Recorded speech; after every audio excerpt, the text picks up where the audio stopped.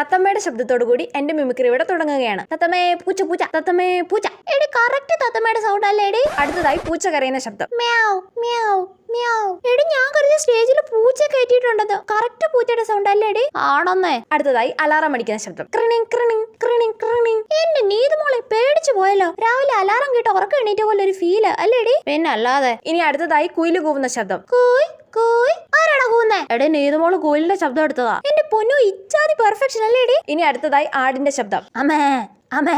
ശോ നീതുമോക്ക് ഇത്രയും കഴിവുണ്ടായിരുന്നോടി? ഞാനും എപ്പോഴാ അറിയുന്നേ. മിമിക്രിക്ക് ഇവളുടെ പേര് കൊടുക്കണ്ടായിരുന്നല്ലേടി? ഇനി അടുത്തതായി ഒച്ചിന്റെ ശബ്ദം. എന്താ എല്ലാരും നോക്കുന്നേ? ഒച്ചിന് ശബ്ദമില്ലല്ലോ. എന്റെ പൊന്നോ നീതുമോളൊരു ഫണ്ണി ഗേൾ തന്നെ. ഇനി അടുത്തതായി ട്രെയിനിന്റെ ശബ്ദം.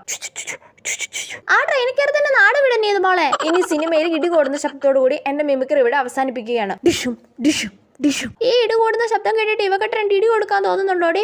ഉണ്ടടി.